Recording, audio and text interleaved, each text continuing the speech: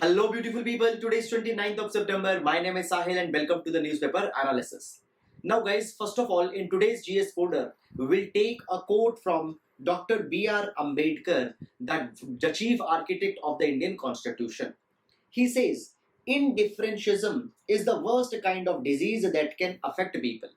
Now, guys, this particular quote, you might have read this earlier also, but it becomes very much relevant in this particular year into the aftermath of the pandemic of COVID 19. Now, guys, it has been said that the pandemic has turned people even more apathetic as they were. Now, a kind of a cordon sanitizer has been made. Cordon sanitizer means that keeping certain people who are infected with a certain deadly disease into an enclosure made up of barbed wires. Now, guys, it has been said that into the aftermath of pandemic, the social discrimination, or you can say that the notion of the untouchability which was there, it is becoming even more very much stark. Fine, earlier, guys, there was a division onto the basis of the social hierarchy, but that social hierarchy is now coupled with the rational fear of the pandemic, and this particular thing will further drive the indifferentiation into the post-pandemic world. So, guys, with respect to the GS paper number 4, there is high probability that such a question could be asked, that how ethics are being impacted into the wake of the pandemic. So, guys, there we can utilize this particular quote. So, friends, highly relevant. Please keep it in your mind. So that's it, friends, and now we'll move to the newspaper analysis. Now, guys, first of all, let's have the overview of the entire newspaper first. Now, guys, here we can see that it has been said by the health minister that the COVID vaccine will be arriving into the early 2021. So, guys, we need to see, and already we know that there are the three candidate drugs which are into the advanced stages of the trials. So, the respite could be expected soon. However, guys, within the news, there is nothing much important for our UPSC exam. Then, guys, moving forward, other political news are there which are not important for our paper. Guys, here we can see that the UPSC is reluctant to postpone the civil service exam. So a plea was made into the Delhi High Court that the examinations which are being conducted into the pandemic threatens the right to life of the citizens because they have to come. So, guys, into this particular direction, the opinion of the UPSC were asked, and UPSC had said that they don't want to postpone the exam. So, guys, this is all going on. Then moving forward, guys, into the city section, nothing important has been given. Guys, here one news item has been mentioned where the United Nations Special Rapporteur group's opinion has been mentioned with respect to the recent Supreme Court's direction. So we'll see this thing. Then, guys, the other page not important. Then, guys, we can see that the issue of disabled has been mentioned here into the UPSC. So, guys, we'll see the 2016 People with the Disabilities Act provisions in this regard. After that, friends, moving forward, now we are into the editorial page. Now, guys, this particular editorial talks about the rising number of COVID-19 cases, the peak cases which have been reached. So, guys, basically, please don't read this article. Nothing important with respect to exam has been given. Such kind of trends will be changing after every few days. Then, guys, this article talks about the Pakistan Prime Minister Imran Khan's speech where he had targeted India, RSS, BJP. Guys, not important for our exam.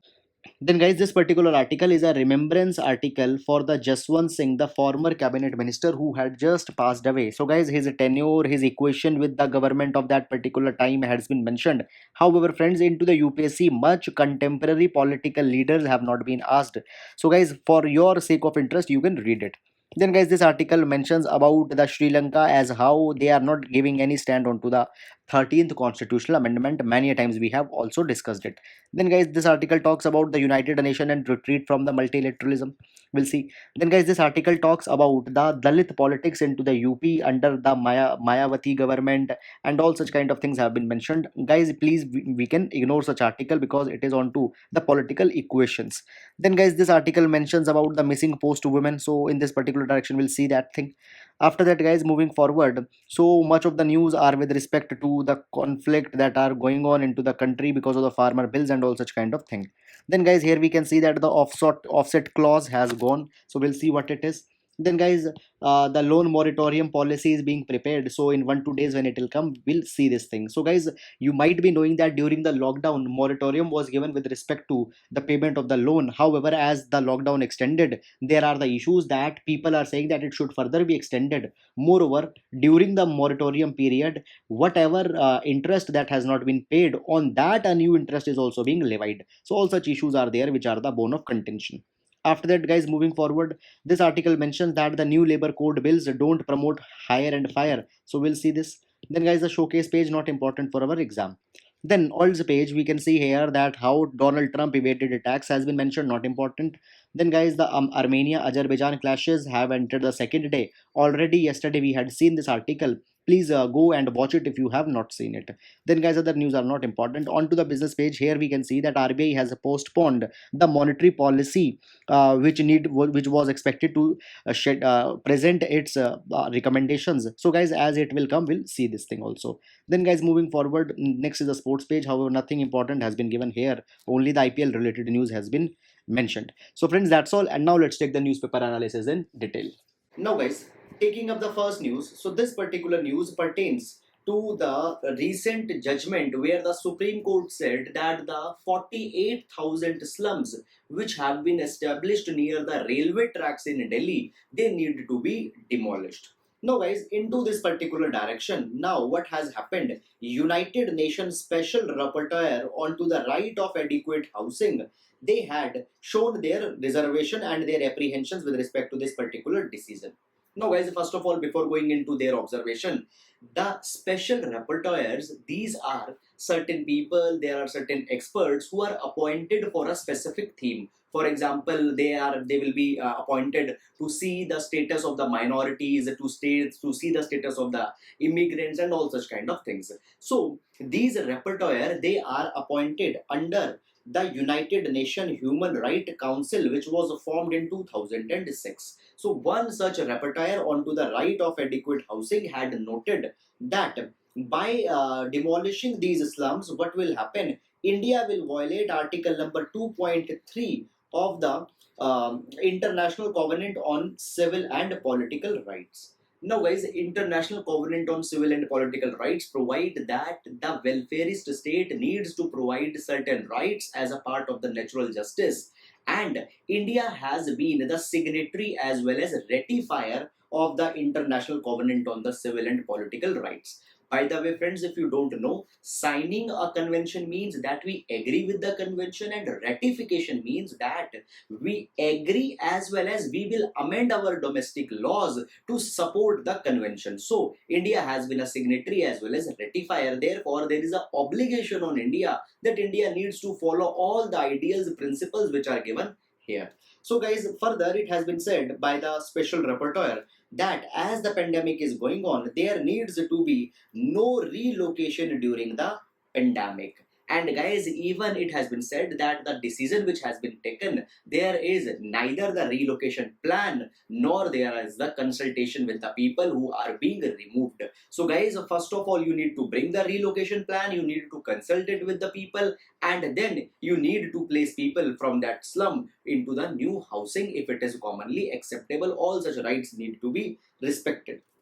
Now guys, as I had talked about the International Covenant onto the Civil and Political Rights, it is, I told you, a multilateral treaty which was adopted by the United Nations General Assembly. So guys, all these issues are coming. Now they could be highly relevant with respect to our GS paper number 2 as well as GS paper number 4. So please do utilize it as a reference point. So guys, that's it. Now we'll move to the next article.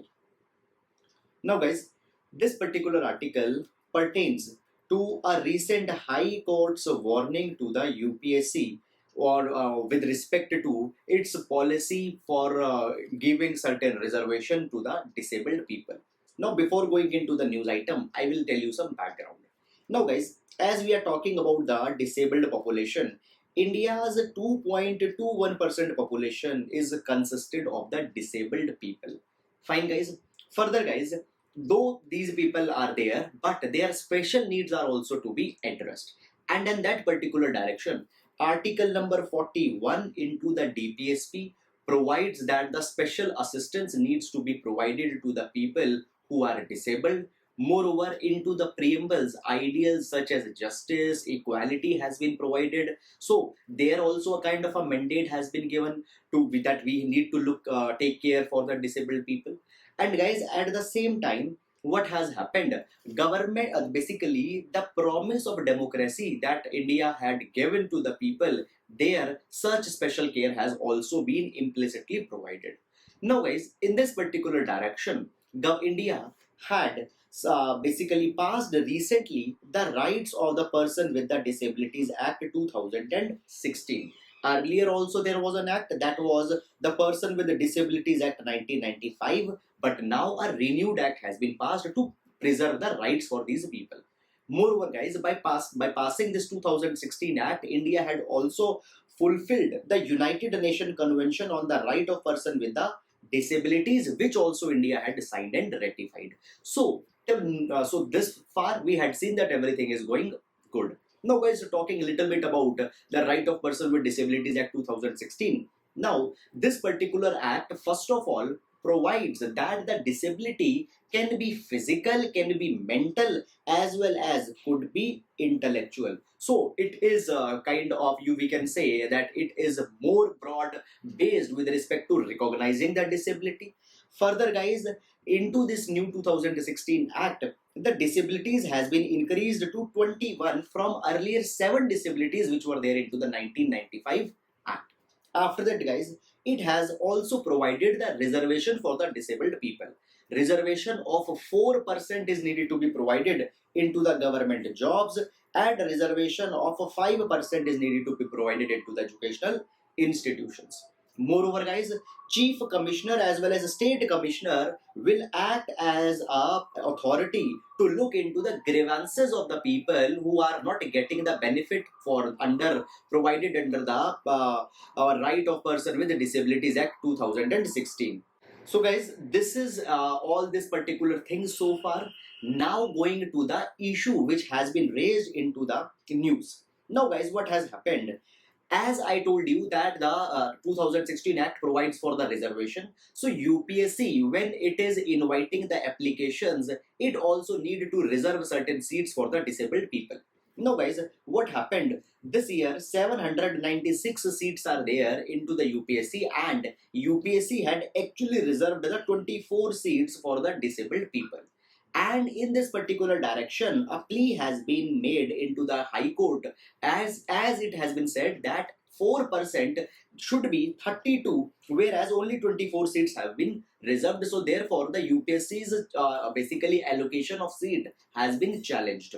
Now, guys, Delhi High Court has said UPSC that UPSC needs to consider this 4%. Otherwise, they will impose a stay onto the preliminary examination results. Is it clear? Now, guys, UPSC also has a defense in this direction. According to UPSC, it has been said that these 24% seats, 24 seats are taken from the different services which are included under the UPSC Civil Services exam. It has been said that certain services, for example, the Indian Police Services, DANEPS, they have not reserved the seat for the people for the disabilities. Therefore, it has been said as they have not reserved the seats, so those reservations will not be reflected into the total number of seats. Therefore, the seats are 24 and not 32. However, guys, the High Court had said that total number of seats need to be equal to 4%. So this tussle is going on. Now, guys, we don't need to see that what are the arguments and counter arguments which are being made. Rather, this particular issue of the reservation as well as representation is much more important. And guys, in this particular direction, and I had tried to discuss the entire 2016 Act, please keep it in your mind. It could be very important for our GS paper number 2, social justice as well as vulnerable sections. So, guys, that's all about this particular issue. Now we'll move to the next article. Now, guys, this particular article talks about the United Nation and the retreat from the multilateralism. Now, friends, if I tell you what has happened, as the pandemic is going, moreover, other developments had happened, there are the question marks that whether the multilateral world order will be surviving or not. Because if you see, the WTO, WHO, basically even on to the mandate of the United Nations Security Council, even the entire United Nations organ, there have been challenges that they have not been able to preserve the world order. They are actually not representing the democratic world order. Moreover, guys, so much of bilateral and regional groupings have also came that the multilateral global order is facing a kind of an existential crisis. Is it clear? Now, United Nations is the largest multilateral agency or the organization. Therefore, the challenges to the United Nations are also there. Now, guys, starting up, why we are discussing particularly United Nations? Because just now United Nations had held the 75th session. Fine. So therefore, this particular year United Nations happens to be little more important. Now, guys, first of all, though it is not given into the article, but if I tell you the problem with the United Nations now, even on small things, the conflicts are coming. For example, as I had talked, provided that the commemorative session has held, even onto the text that needs to be basically used into the commemorative session, on that also there were the disputes. It was said that the text which will be spoken here is inspired from the communist preamble, fine, of China. So therefore, the countries such as India and Five Eyes nation, they were having problem, and then the amendment were carried. Now, guys, this particular session has happened. Into the session, India made certain statements, Pakistan Prime Minister made certain statements, then the Pakistan's statement were oriented to India. Basically, bigger pictures are not being able to be seen by the leaders of the countries. In this particular thing, when the India made the statement into the United Nations, India's statement has been much more matured, because we talked about the regional stability, the need for cooperation and all such kind of things. But the personalistic remarks by Pakistan, the basically stands taken by the USA, the policies by the China has not been very good. Now, guys are taking up the issue. So, as we are seeing now, the retreat of multilateralism is there, economic recession is there, and the pandemic has been called as the fifth horseman. Now, guys, this particular expression is very much important. Fifth horseman. You can utilize it into your essay papers also. I'll explain this thing. Fifth horseman.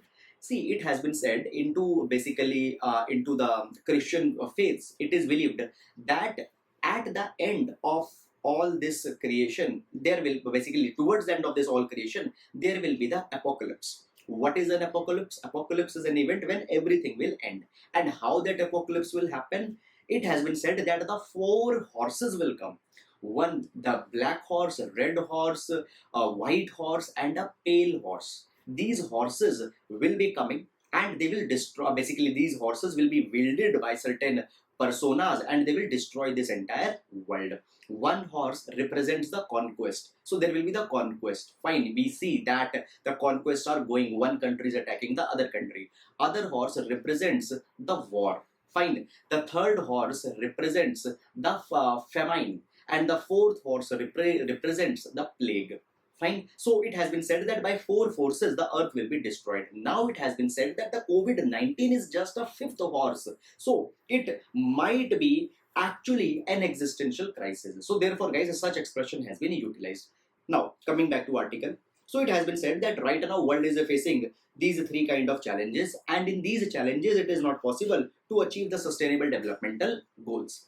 Further, guys, it has been said that why the multilateralism is declining, we can see it by certain examples. Example number one, the USA is following America First policy very vocally and had even said that the other countries should also focus on to their own problems, their own kind of economies and all such kind of thing. However, guys, it is very clear that right now we have reached to such an extent that globalization has become such a kind of an irreversible phenomena that that now it is not possible that every country looks for their own domestic needs.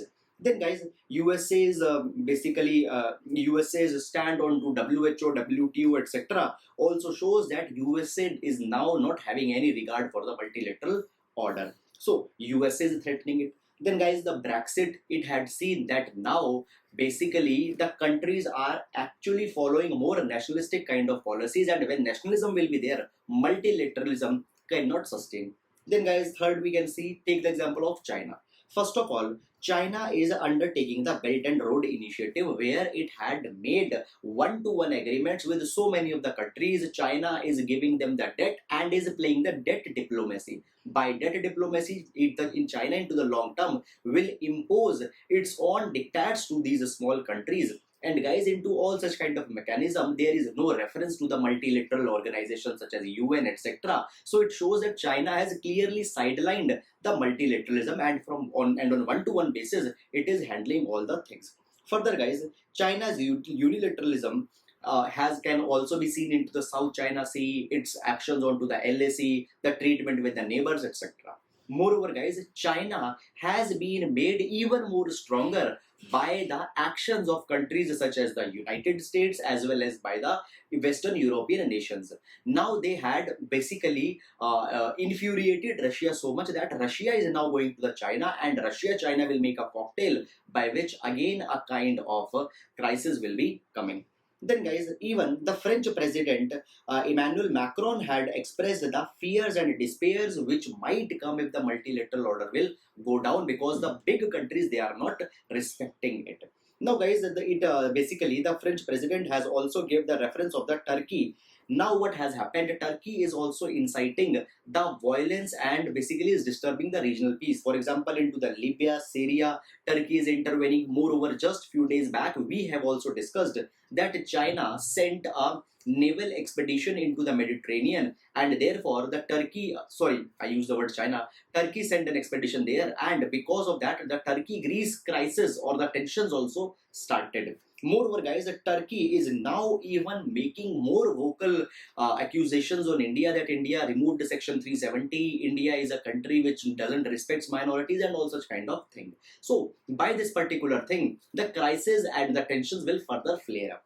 So, guys, it has been said that the crisis of legitimacy is there, and therefore urgent and immediate steps need to be taken to preserve the United Nations authority, United Nations as a multilateral agency. Now guys, United Nations needs to be given authority, needs to be given financial stability. Now as we talk about financial stability, see, right now United Nations is running 40 missions and involving 95,000 troops, but the budget of only $8 billion has been given. Now compare it with the budget of $1.9 trillion military expenditure which is being done globally onto the military's upkeep. Now guys, such $8 billion is very less given the mandate that the United Nations is having. So we need to, basically it has been said that authority needs to be respected, financial autonomy is needed to be given, and the democratization is needed to be infused into the organization to keep it more relevant into the 21st century. So guys, all these are the issues which have been provided. Now, many number of articles on multilateralism, global order, etc. has come, we had seen. Guys, you need to make a kind of a subtle understanding into your mind, because such a question, if it will come into the UPSC, it will be a very broad kind of question. So please keep those kind of things into your mind and develop an understanding. So guys, that's all, and now we'll move to the next article. Now guys, this particular article talks about the missing post women. Now this article is important for our GS paper number 2 into the topics of the women. Now guys, it has been said that over the period of time, Prime Minister had shown a very vocal support to the women. He had talked that women's employment, empowerment, political participation, everything needs to be enhanced. Now guys, when we are talking about women's employment, one particular organization comes to mind, that is the post offices. Now, the post offices are a very big chunk of the state. Now guys, though post office is serving the 21st century, but the mindset of post office, it has been said, is still of the colonial era. For example, the employees are characterized by the low morale, there are very poor monetary incentives, hierarchical management and all such kind of thing. And above all, we can see the regard for the women employees. And when we are talking about employees, the post men is the point of reference which has been given into this particular article. It has been said that in India, there are nearly 1.3 lakh post offices, and a considerable part of the post offices into the villages. But the post women's are missing. More than 99.5% post men are there, post women are not there. Now guys, it has been said that the disabled women can be involved into the ventures such as to run the Aadhaar enrollment centers. And in this particular direction, just a few days back, the Ministry of Social Justice and Empowerment made an appeal to the Department of Post to allow the disabled women to run these centers. But the Department of Post denied that thing and said that the Aadhaar enrollment cannot be outsourced because of the UIDAI forbids it. Its directions are not to enroll some outsider here. Now guys, in this particular direction, then UIDAI made a kind of a response and said that if disabled women are needed to be employed, then Department of Post can hire them on its own role, and then they could be given such kind of responsibility. That thing will be permissible. But guys, even after that, Department of Post has not taken any concrete steps into this particular direction. So this particular article says that though government is most of the time talking about the women empowerment, employment, but there are small areas where government, if works, substantial employment as well as empowerment could be generated, as we had seen now the example of the DOP. So guys, therefore government needs to actually take even relevant steps onto the ground rather than just propagating such kind of policies. So guys, this all has been provided here, and as a reference we can utilize it into the women related issues. So guys, that's all. Now we'll move to the next article.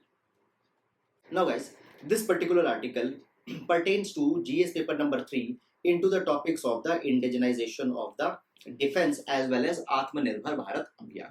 Now guys, what has happened? Some offset clause has been mentioned which has now been removed for the IGAs. Now before going into this particular thing, let's see some issues with respect to the defense in India. Now guys, if we see that Indian defense sector, we are the second largest armed forces into the world. We are the second largest importer of the equipment globally from 2014 to 18 we were, and the same trend is now also going on. Then guys, the defense budget of India is one of the biggest when compared to the similar level of countries. After that guys, we can see that such huge possibilities are further there into the defense sector. Now as India is having so much big defense sector, we also need to procure the defense items from the different world countries. Now guys, when we procure, so therefore we need to have a policy also, and in that particular direction we make the defense acquisition procedure or the defense acquisition policy. Now the defense acquisition policy 2020 has been released, and into the defense acquisition policy 2020 various fundamental things have been addressed. What are the fundamental things? Or two. Number one guys, it has been provided that the offset clause which was earlier the bone of contention or was the problem will be removed for two categories, that is the intergovernment agreements as well as for the single vendors. I'll explain this thing. Now what is this offset clause? See, it has been provided that if we are buying some defense weapon from some foreign country, then just see the deal, the value of that particular deal. For example, value is 100 crore rupees. Then some part of that 100 crore rupees, for example 20%, 40%, is needed to be invested by that that foreign supplier back into our own country. For example, if 20% offset clause is there into the deal, then 20 crore rupees out of 100 crore are needed to be spent in India. They need to start their manufacturing of that particular weapon in India, all such kind of things. Moreover guys, many times it is also been provided via the offset clause that when the weapon will be developed in India, then certain proportion also needed to be procured from the Indian vendors. So some domestic linkage is made by the offset clause.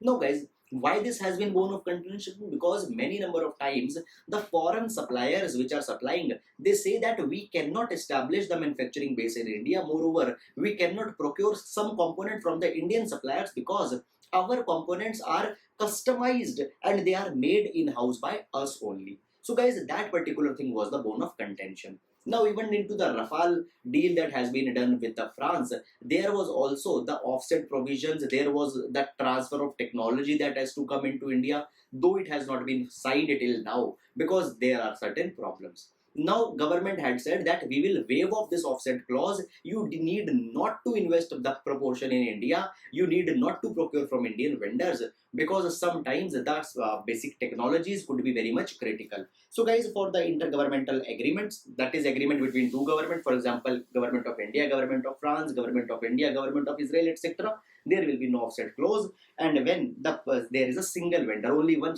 seller is there for a particular kind of product. Moreover, guys, one more thing has also been induced, that is the lease option.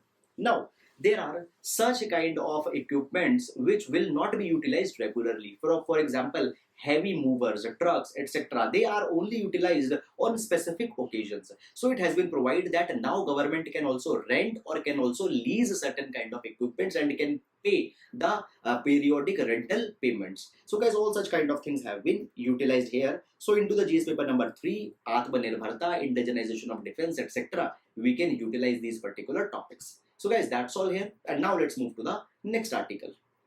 Now guys, this particular article pertains to the new labor codes which were there into the news. First of all, if you are following regularly, we had seen this entire labor reform which is going on.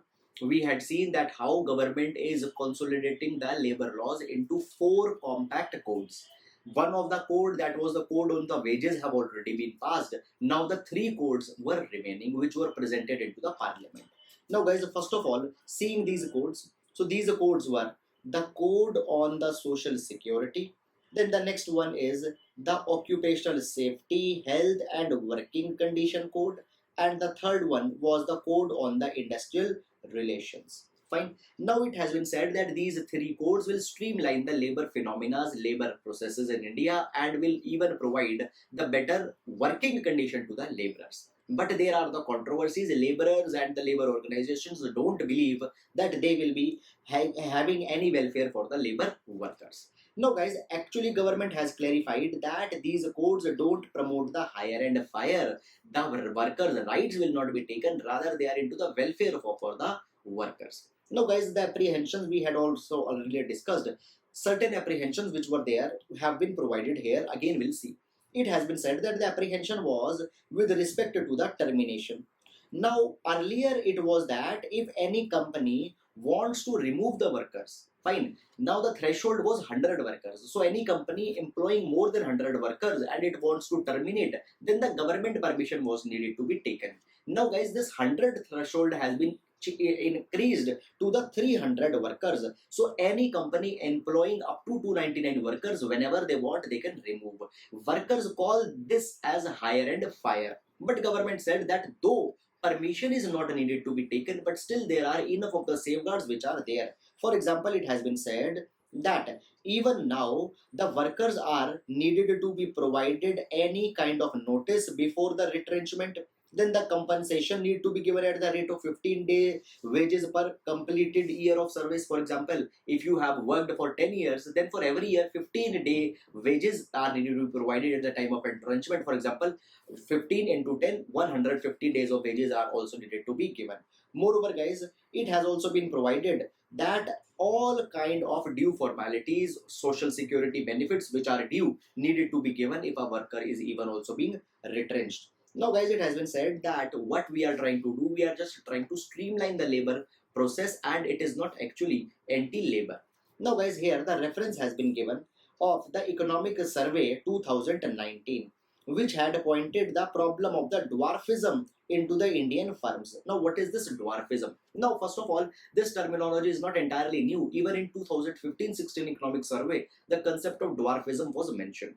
Dwarfism means that sometimes a company deliberately stays small, because if it will become big, then much more regularizations, compliances will be imposed onto the company. For example, the Industrial Dispute Act 1947, which provides that if you are hiring more than 100 people, you need to take the government permission before firing anyone. So these kind of things are not liked. So guys, therefore companies try to be small so that they can evade all kind of government regularization. So guys, it has been said that if we will impose a bigger thresholds, then companies will come out of that dwarfism and will tend to be big, and in mean course of time the big companies tend to be more stabilized, they can generate more employment, they can basically make high end value products as well as services. So for this particular bigger kind of reform, we are actually breaking the new codes. So guys, all such kind of thing has been provided. These are the arguments which you can utilize into GS paper number 3 labor related questions.